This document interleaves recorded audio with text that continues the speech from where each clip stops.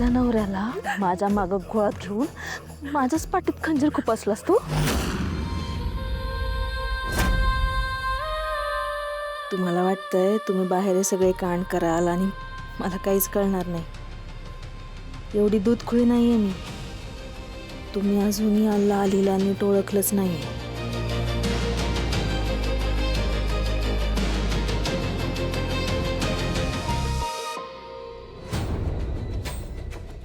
Thank you. का? तुम्ही आज माझ्या आयुष्यातलं एक स्वप्न पूर्ण केलं ना, त्यासाठी. कसलं? आपलं लहानपणीच लग्न ठरलं होतं ना, तेव्हा मला प्रत्येक सणाला असं वाटायचं की मी तुमच्यासोबत कधीही सण साजरे करणार. तुम्हाला सांगू, मला माझ्या घरी मजाच नाही यायची सण साजरे करायला. असं वाटायचं मी सासरी नांदायला कधी जाणार, माझ्या नवऱ्यासोबत सगळे सण कधी साजरे करीन. आत्ता हे सगळं मला करायला मिळतंय ना, मी लय खुश आहे. आता आपण होळीची पूजा केली ना एकत्र, मला लय भारी वाटलं.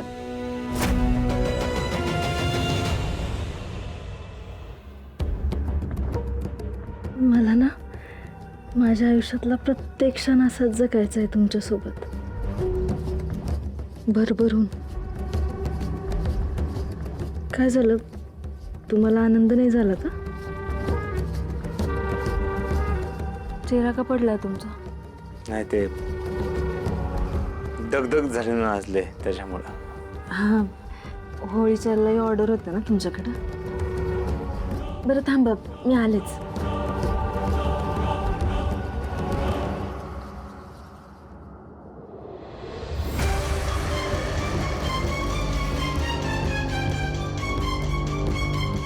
काय झालं या लालीला? या सगळं माहीत असूनही माहीत नसल्यासारखं का वागते? काय चाललं असेल हिच्या मनात?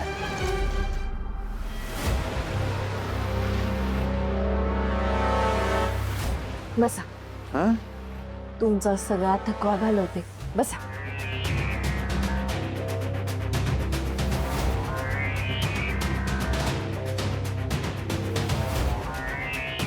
बरं वाटतंय आता?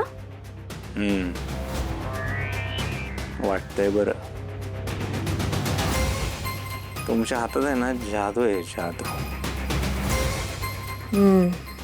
माझ्या हातात जादू आहे म्हणायचं आणि परक्या बायानं जाऊन मिठ्या मारायच्या.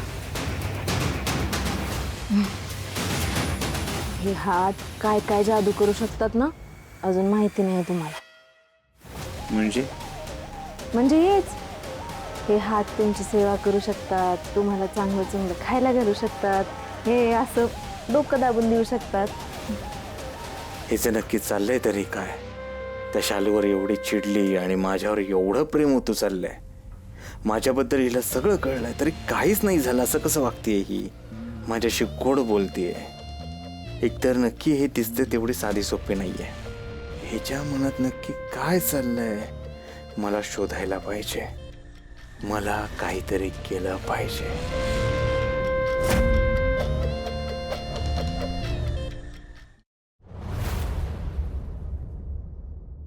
फुले, अगं फुले, अगं चहा देती का जाऊ ग आवाज मागायला? जा की मग. काय म्हणली? घ्या आत्या, तर चहा घ्या. तर रंजी घे.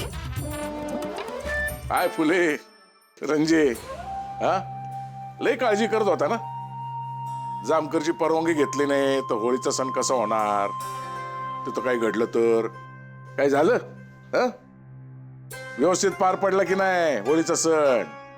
ते बी त्या जामकरची परवानगी न घेता. त्याला आधीच कळलं होतं गाठ माझ्याशी आहे म्हणून तिकडे फिरकला बी नाही तो काड्या करण्यासाठी. याला म्हणतात हिम्मतराव देशमुखाचा दरारा. हा हो बघा मोठा आला दरारावाला. अरे कुस्ती खेळायला एखादा पैलवान पुढे आला ना त्याला दरवरून घाम फुटायचा आणि एक कुस्ती बी जिंकली नाही आणि सांगतोय दराराच्या गोष्टी. म्हातारे, माझं लय मोठं नाव होतं कुस्तीमध्ये. मोठमोठ्या पैलवानाची कुस्ती लावलेत मी, पण त्याच्यामध्ये त्यांना हरवायचं नसतं. आणि तसं नसतं ना तर एकेकाला आसमान दाखवलं असतं मी.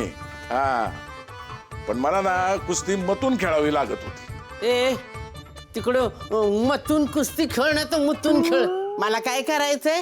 काय माहित नसतं उगाच काही बी बोलते तू. ह्यो कुठे गेला? झालं, गेली नवऱ्याच्या माग माग. काय सारखं चिकटायचं असतं कोणाला माहिती बाई. बाई जशी काय कधी आमची लग्नच झाली नाही. अहो अहो एवढं काय कुठं निघालाय? अहो उशीर झाला ना, दुकानावर निघाले. उद्या दुकान काय पळून नाही जात. थांबा मी आलेच. अहो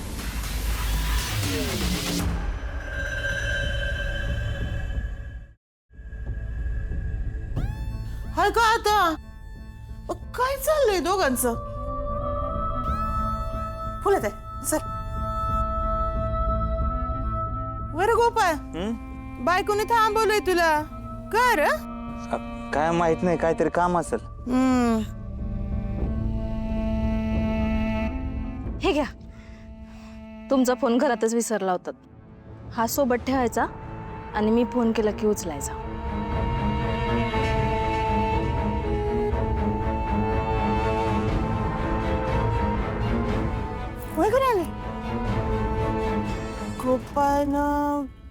गोपाळनं काय नवा फोन घेतला का काय? घेतला नाही, मी गिफ्ट दिलंय. तू दिलाय गिफ्ट? का नाही देऊ शकत का मी माझ्या नवऱ्याला गिफ्ट? हा हा हा, दे ना बाई. माझं काय, मी तर माझ्या नवऱ्याला दे, आई बापाला दे, सासूला दे. हा, सासूला तर द्यावंच लागेल ना, न देऊन कसं चालेल? मग मग कधी देते मला नवा फोन? तुम्हाला नाही, खुला आत्यांना काहीतरी गिफ्ट दे. दुसऱ्या आत्यांना काही द्यावं एवढी त्यांची लायकी नाही ना. वय ग ते पण. लाले, मला बोलती वय ग, लायकी काढती माझी. लाले,